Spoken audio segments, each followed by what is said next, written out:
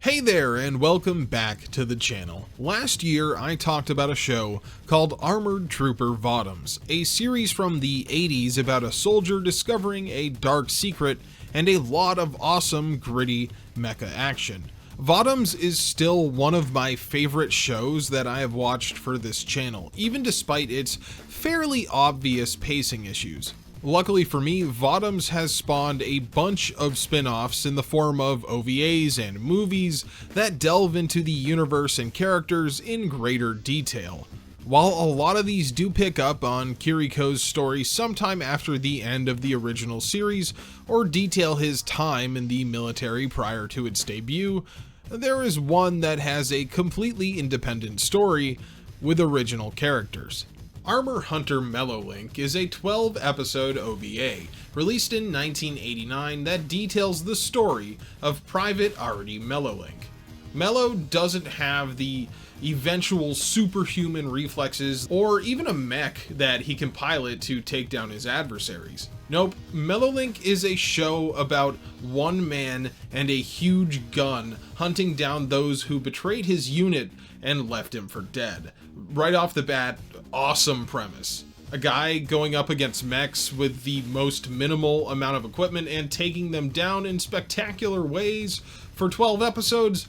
Sign me up. Even if the armored troopers of the Votoms universe are closer to power armor than the towering doomsday machines of Gundam, it's still an incredibly impressive feat. While Mellowlink obviously does share the universe of Votoms, it is not necessary to watch the original show first. I think that this OVA stands almost completely on its own, despite being influenced by events in the main series and taking place directly after its conclusion. So if you don't want to watch 50 episodes of Votoms just to get this tale of revenge, then rest assured this series is totally watchable without any prior knowledge of the universe. You just might be lost on a few of the proper nouns that get thrown around. So with the intro being out of the way, let's take a look at Armor Hunter Mellowlink. This show sets its tone by immediately opening with an awesome action scene where our main character Mellowlink snipes an armored vehicle with his gigantic anti-AT rifle. Then he descends from his perch to hand one of the surviving soldiers a set of dog tags, telling him to let their commander Captain Dogman know that he's coming to kill him. What a way to make an entrance. We then meet a man named Keek Cardine, a Melkian intelligence officer who just so happens to be playing poker with the aforementioned captain. Cardine plays an interesting part in the story later on, but for now he serves mostly as the narrator at the beginning of each episode, which I honestly don't mind because he's voiced by Akio Otsuka, who has been in almost everything ever, but my personal favorite role of his is Blackbeard in One Piece. Along with Cardine and Dogman is a young woman who seems a little out of place at this poker game. Later on we will learn that her name is Lulusi, but for now she's just a bystander who somehow got into a poker game on a military base. When Captain Dogman sees the dog tags given to him by the reporting soldier, he has a little freak out, but he doesn't want to explain why he's so afraid of one person, so he just blames the attack on Balaran's military and puts the base into yellow alert. All this alert really does is allow Mello a route into the base, as we get a really well done tense scene where he hides in a trench while planting some mines, and then he takes over an APC with a gas grenade. He slips into the base and plants a bunch of time bombs all over the hangar, and this is something that they really want to illustrate early on. Mello overcomes his enemies through planning and being able to adapt when plans go awry. We get a lot of scenes throughout of Mello setting up traps or formulating a plan on the fly to get the upper hand, and it's something that I really enjoyed. Mello runs rampant throughout the base, causing a bunch of chaos. He's even able to get on the intercom system where he tells Captain Dogman that he's there to avenge the deaths of the Schweppes battalion, and accuses them of framing them and stealing a bunch of Jujirium. Of course, the show does not really explain what Jujirium is or what it's used for. That is original Votoms territory, but in this instance, it doesn't really matter beyond being an important and very expensive rock. Mellow Link lures Dogman back out of the base after he loses the confidence of his soldiers, and there he runs into the mines that were planted earlier. This gives Mellow the chance to blow the AT's head off with this giant gun. Oh, and also his gun has an attachment on it that shoots out a spike, which is probably the most used thing that Mellow has. As a first episode, this one has basically everything you could ever want out of an 80s OVA episode. It's got big explosions, awesome music, a character with great hair, and tons of violence. Good stuff all around. Beyond just being the intro episode, it also sets up the basic outline for most of the episodes in the series. Mellow hunts down someone that is connected to the deaths of his former squad mates and kills them. Sometimes Cardine gets in on the action, sometimes Lulusi is there to help out, but a bunch of these episodes are pretty much standalone adventures that serve one purpose: set up a crazy circumstance in a unique environment for Mellow to blast his way through. After killing Dogman at his military base, Mellow heads to the city of Tabbing. Tabbing is a port city and is near the country of Kumin. Back in Votoms, Kiriko spent an entire arc participating in the Kumin Civil War, and that conflict is still ongoing, which I thought was a pretty cool inclusion. Mellow sees a poster on the wall of a bar advertising an AT battling arena and an undefeated fighter called the Silver Fox. Mellow recognizes this guy as Galvin Fox, his target, and runs to the battling arena, where he sees Fox win a match by squeezing his opponent to death. Mellow enters the battling arena as a contestant, going up against Fox with just his rifle. At least that's what Fox thinks, until he's baited into squeezing Mellow just like his former opponent. And just when Fox thinks he's won, it's revealed that Mellow strapped a whole-ass industrial jack to his body under his cloak so he can't be crushed, and then he just spikes Fox right in the face. There's a scene earlier where Mellow has a list of things he buys to prepare, but I didn't see this outcome coming when I watched it, plus the fact that he got the idea from watching Fox crush a guy earlier, it's a good episode with a fun idea. Now Mellow heads into the lands of Kumin proper, where the Civil War still rages. He looks for a conspirator named Major Snook, who has taken the alias of Stablos, and is living as a rich and influential man.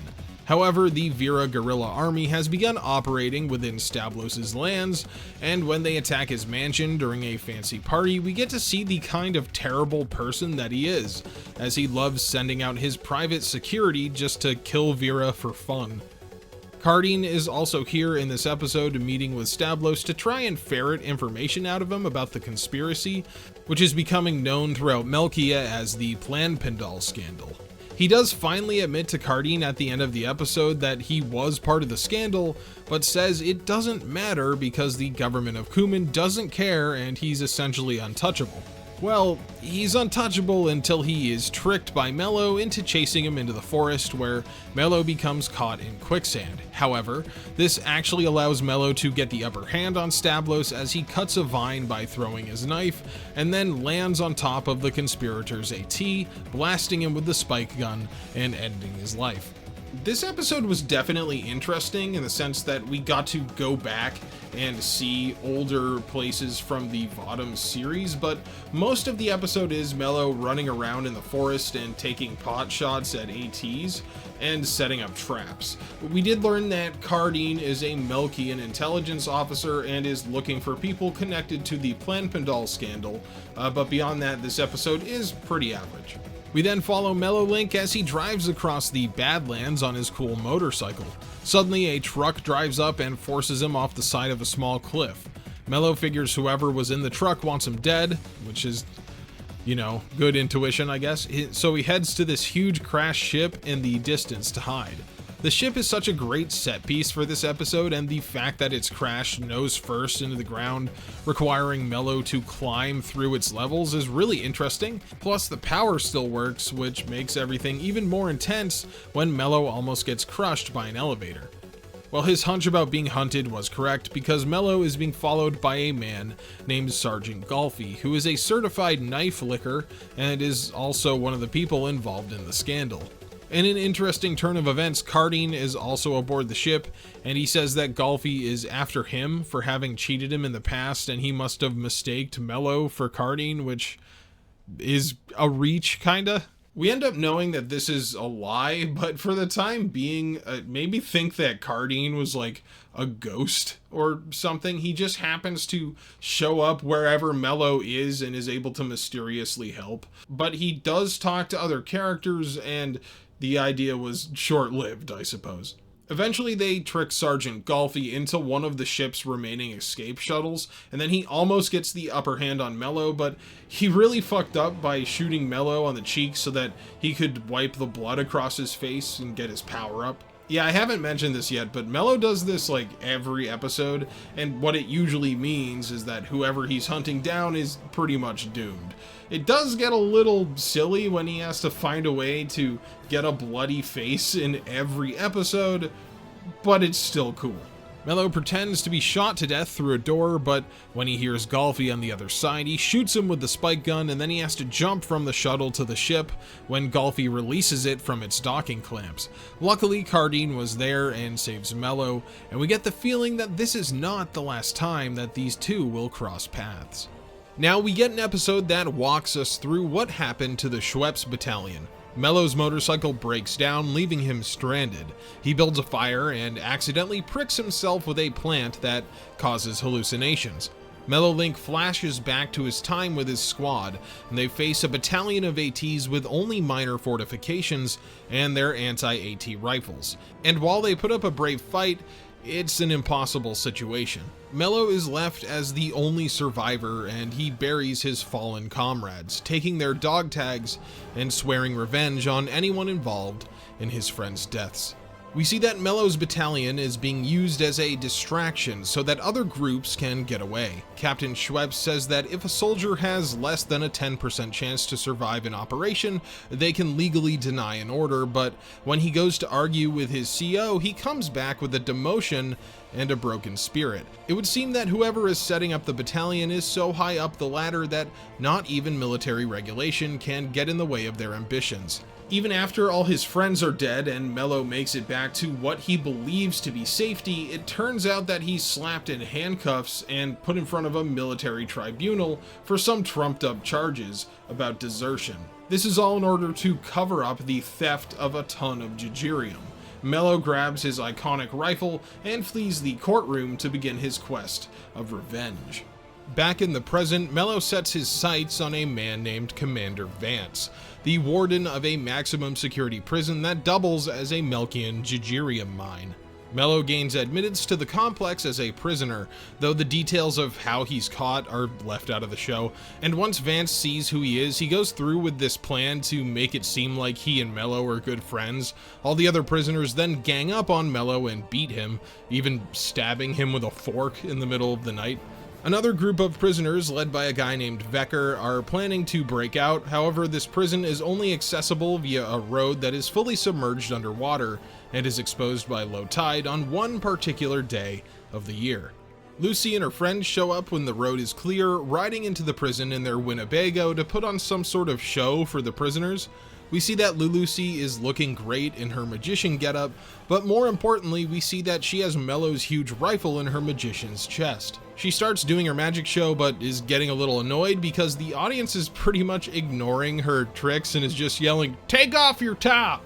Vecker's group makes their escape attempt during the show, which throws the entire prison into chaos. And when Vance takes out his AT onto the road to hunt down Vecker, he ends up also facing the revenge-fueled Mello Link, who uses the road to his advantage and is able to jump out of the water and kill the warden. I will say, while I found the setting of this episode to be really cool, the way Mello takes out Vance is kind of underwhelming. This is probably the least amount of planning he does and just relies on Vance not shooting him when he has the chance, but in the end it makes up for that shortcoming with some really nice environmental shots. If the prison episode was one of my least favorites just because the action was a little lackluster, then the next episode does a complete 180 and is probably my favorite in the whole OVA. Mello boards a moving train, and we learn from Cardine's voiceover that a group of bandits led by one of the conspirators plans to attack. Yep, that's right. We get an episode that I would compare to Mad Max, as AT-equipped highwaymen try to steal Jijirium hidden on the train. Of course, the military hears about the attack ahead of time and attached an armored battle engine to the front, leading to a crazy action-packed battle with destruction on both sides. Cardine and Lulusi both happen to be on board the passenger sections of the train, and when the CEO of the soldiers sees her, he recognizes her and calls her Florel. Lucy doesn't seem so happy to see him though, because when the bandits attack the train, her first thought is to pull a gun on the guy and contemplate shooting him in the back. Mello recognizes the pilot of the lead bandit AT as a man named Gennard, so he steals a motorcycle from the cargo car and uses it to rush him. He tries to spike Gennard in the head, but the bandit smashes him through the window of a car and back onto the train. The action in this episode is so destructive, it's really the first time we've seen two groups of this size fight each other, as Mello is usually alone in his quest. Cardine gets to do some cool shit when the bandits rush him and Lulusi. He kills one guy who comes through a window and then shoots two more through the ceiling, and damn, he looks good doing it. This is where Cardine went from just a cool character design to total badass in my mind. So Gennard has Mello right where he wants him, but he decides to do the dumb villain move of opening his AT's cockpit to yell at him. So when the train car disconnects and causes Gennard to lose his balance, Mello takes the opportunity to blast him with the spike, and he flies back out the hole. The Melchian commanding officer gets away on the train's armored engine, speeding off with the shipment of Jijirium and stranding the passengers in the middle of nowhere. Lulusi tells Mellowlink that the man's name is Helmeshion, and he's a general and a merchant from Melkia that is the head of the Planpindal scandal. This is where armor hunter Mellowlink goes from a fairly episodic affair to a more continuous story. Helmeshion contacts a man named Sergeant Boyle and tells him that Mello has kidnapped his niece. Boyle confronts Mello and Lulusi in a ghost town called Karama, which has this huge tower in the middle of it. This tower turns out to be a factory meant to produce a fluid polymer solution that's used to make the AT's artificial muscles operate. Mello and Lulusi are outnumbered and heavily outgunned by Boyle's men, and even though they have been told not to hurt Lulusi, they're just shooting at them with rockets and machine guns, so it seems like they don't really care. Mello comes up with a plan, flooding the lower level with the liquid polymer, which is incredibly flammable. This makes it so that the ATs can't use guns against them unless they all want to blow up, but it doesn't stop Boyle from coming down there and beating the shit out of Mello. Yeah, Boyle is kind of a beast. Boyle takes Lulusi and puts her on a helicopter and then hitches a ride in his AT, but Mello jumps and hangs onto him. This causes Boyle's men to shoot at him, which is a very, very stupid thing to do because it causes the polymer to explode and takes out the whole tower. Luckily, Mellowlink survives, climbing out of the smoking crater. Damn, he looks fucking cool in this shot. It was probably worth the hearing loss he must have. Lulusi is brought to her childhood home, which happens to be a big castle in the middle of the forest. So it turns out that she is the daughter of a wealthy merchant family, but her parents died in an accident. Now Helmeshion, her uncle, wants her to sign over the rest of the family fortune and business prospects to him. Also, Helmeshion stole the Jijirium and engineered the scandal because he was promised a governorship by an important admiral. Helmeshion has his hand in a lot of cookie jars. He also has a sniveling henchman named Numerikov that is annoying and tells Lulusi that he'll just kill her if she doesn't sign the papers. Boyle is a Chad and tells Helmeshion he's done with whatever the old man is scheming, saying that he completed his orders and he's going home. Lucy tries to escape and Numerikov chases her through the forest, only for Mello to jump out of the bushes and smack him in the head. He overheard Numerikov explaining that Helmeshion actually killed Lulusi's parents to take over their fortune, so he's happy to help her take the henchman down. Not to mention, he's also involved with the conspiracy, so it's two birds with one stone, really. Mello and Lulusi work together using Mellowlink's knowledge of guerrilla warfare and Lulusi's knowledge of the castle grounds to get the upper hand on Numerikov and his AT squad, who they eventually take out by blowing them up with some exploding barrels. They find the castle empty as Helmeshion flees the second that the shit hits the fan. Mello figures that Sergeant Boyle will probably come to finish the job, so they spend their time setting up traps around the castle. Lulusi even grabs a shotgun and is willing to take on an AT with it, which Yeah, I don't think Birdshot is gonna do much, but it's the thought that counts. Mello appreciates her willingness to help, but ultimately he doesn't want her to be in danger, so he knocks her out, and then when Boyle arrives, Mello hands her body over. He sees Boyle as an honorable soldier after their prior fight, and asks him to let Lelouch go if Mello dies, which Boyle agrees to, as he never really liked the idea of using her as a pawn in the first place. And he seems to kind of have a lot of disdain for Helmetian and his overall plan. Boyle and Mello's fight begins, and Mello uses the interior of the castle to his advantage. He sets off a bunch of traps and starts blowing the rooms up, but the AT has no issues smashing through walls and floors like it's nothing. It's pretty weird to see an AT inside a normal building like that, and it gives a lot of opportunities to show off the mech's scale and demonstrate its variety of weapons and tools. Plus, they really mess this castle up, not only with the explosives that Mello has rigged all around the grounds, but also the AT bashes through walls and floors like nothing.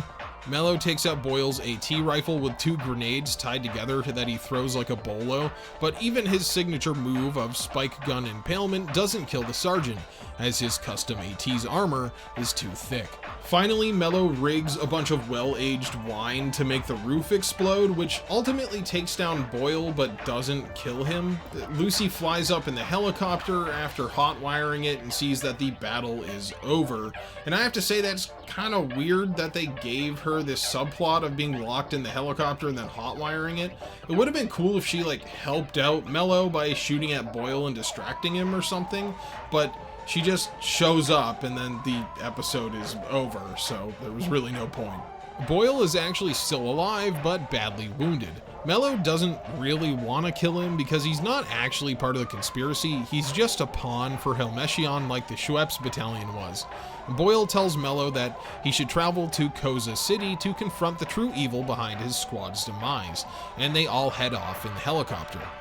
They're almost shot down near Koza until Boyle actually helps out by giving his rank and passcode over the radio. Cardine is meeting with Helmetian and accuses him of being part of the conspiracy since he knows about the stolen Jijirium. Cardine has an official order from a man named Commander Battentine, who compels Cardine to dispose of anybody involved in the Plan Pendal scandal, and when Helmetian sees this, he just laughs at it. He explains that Battentine is actually his boss and the one behind the scandal from the beginning. Technically, Mellowlink has been doing exactly what Helmetian and Cardine both want, killing anyone who is involved in the scandal that could tie back to the top. Mello and Lelouch fight their way through the base's tower towards Helmetian's office, and just as he's about to order the AT troops to attack them, Cardine has had about enough shit and pulls a gun on him. He then forces Helmetian to contact the base commander and tells him to let Mello through the base to his office. They arrive and are surprised to see Cardine there, especially when the intelligence officer reveals that his orders are to destroy all traces of the Plan Pendal scandal. Boyle also arrives despite his bloody wounds, and he finally realizes that Helmetian was always just out for himself. This is where the old fat general calls Boyle a traitor and smacks him with Mello's gun. He then tries to shoot Mello, but the thing isn't loaded. Helmetian then orders Cardine to fulfill his orders, and Cardine obliges by shooting and killing Helmetian instead. You would think that this would mean that the series is over. Mello's quest has come to an end, but no. He actually realizes that Cardine's orders will force him to kill everyone in the room. And they end up running away, with Lelouch knocking Cardine's gun away by throwing a playing card at it. A pretty slick move, and I guess her stint as a magician came in handy. Cardine goes to chase them, but Boyle says he owes Mello for saving his life and gets in the way, causing Cardine to shoot him like 9 times. Cardine now has command of the base because of his orders from Battentine, and he has his AT squads hunt down Mello and Lelouch. Mello is able to take the ATs out, but he has a crisis of faith when one of the pilots says he wants to kill Mello to get revenge for his friends. While they are battling out, the base gets a warning that military ships are moving overhead, and it would seem that Battentine is going to get his wish whether he has the stolen Jijirium or not. Balorant has begun fighting with Gilgamesh once again, and the city of Koza happens to be in the sights of the opening salvo. Cardine decides to hunt down Mello on foot, and they have a really dramatic and intense fight on the outside of the base as a bunch of missiles fire in the background. And just when you think Cardine has Mello on the ropes, a bomb hits the base and Cardine flies down a big hole and lands on the spike gun and bleeds out while the city explodes around him. The next morning, Lulusi finds Mello Link on a hill overlooking Koza City. He plants his anti-AT rifle into the ground as he has no more dog tags left to avenge. Mello ends his path here, not continuing on to take out Battentine, and I'm not sure if the goal of this show was to impart a sense of futility on Mello right at the end, but at least for me that really worked. Mello and Lulusi walk off together, both of their pasts seemingly long dead, and a new war between Valorant and Gilgamesh on the horizon. Armor Hunter Mello Link is probably one of the best OVAs you could watch if you just want a taste of 80s mecha. It doesn't overstay its welcome, and it uses the time that it does have to play out a bunch of interesting scenarios and action scenes. While the first half are mostly just loosely connected vignettes, they are fun enough to carry the story, and when you layer the scandal on top of all of that in the final 4 or 5 episodes, I mean, damn man, it just makes for a really good time. Plus, a guy with a giant gun hunting down mecha is just one of the coolest setups that you can really put to film or animation. The world of Votoms continues to be one of my favorites in mecha fiction, and that's after only seeing 2 of the shows that make up its universe. While Mello himself is fairly one-note and doesn't really even have an arc over the 12-episode run, sometimes all you need is a heart burning for revenge and a really, really big gun. Hey everyone, welcome to today's end card. Let's start out as always by thanking the channel members, aka Batosai, Azure, Windress, Brian, Sanchez, D. Mells, Daniel Johnson, Deader V, Dillasol22, Gert, Harmonious, Joe Castellanos, Joe Cavazos, Johnny G, John Lamb, Canto 20, McLean Nugent, Sindustries, Trey Hardy, Video Gamer 75, Yo-Yo Mitch, and Zappa Slave. Thank you all very much for continuing to be channel members, throwing a couple bucks my way because you enjoyed the videos. It's very, very much appreciated. And hey, I actually alphabetized you guys this time. So round of applause for me for doing the bare minimum. And I hope everyone enjoyed this episode going over Mello Link. This one was really cool. Like, I wish we got more stuff like this nowadays, but we just don't, and this is just sort of a classic addition to Votoms. So yeah, in the future I'm looking forward to doing more Votoms stuff. I definitely want to do like Last Red Shoulder and Paleson Files and a couple of other ones. Shining Heresy is apparently good, so we'll see. I don't know if I want to do that terrible CG one. Maybe someone can tell me if that one's actually good. But coming up next on the channel is going to be Season 2 of Zoids, so Zoids Guardian Force. And then Gundam Build Fighters Try is going to be coming out this month as well.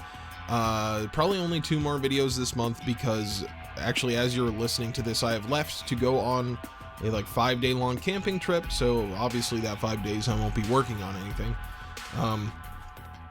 But yeah, those should be out this month. And then of course, starting early August, we have the new viewer poll winner, which was Outlaw Star, which I'm looking forward to. People have asked me for Outlaw Star forever, so I'm excited to do that and give the people what they want, because I've actually never seen it. So I've seen like a couple episodes, and then I think I was watching it and it got removed from Hulu, of course, which is great, wonderful, thank you streaming services. So I never finished it, but now I'll be able to finish it and tell you my thoughts on it. What else is happening in Retcon Land? We've got the 6th Gen Summer going on the gaming channel. If you haven't gone over there and checked it out, it's fun. It's a fun time. We're playing some classic 6th generation games, so games from the PS2, GameCube. I just bought an original Xbox for like $40 that works, so I might play through like MechWarrior 2 or Mech Assault 2. I mean, because I did the first one and people really liked that. So yeah, I think right now on there's like Metroid Prime is going up, which Metroid Prime actually pissed me off really bad in one of those episodes for the easy. I got confused on the easiest puzzle in the world, because I just like got it in my brain that I had the solution. I totally didn't, so that's embarrassing. But you can go over there and laugh at me for that. I got really mad at Metroid Prime. It was like episode 3 or 4. So anyway, yeah, that will be all linked down in the description if you want to see it. If you'd like to, I appreciate it. Anyway, I'm going to stop babbling. I hope you guys enjoyed this video. I'll see you again in about a week or 2.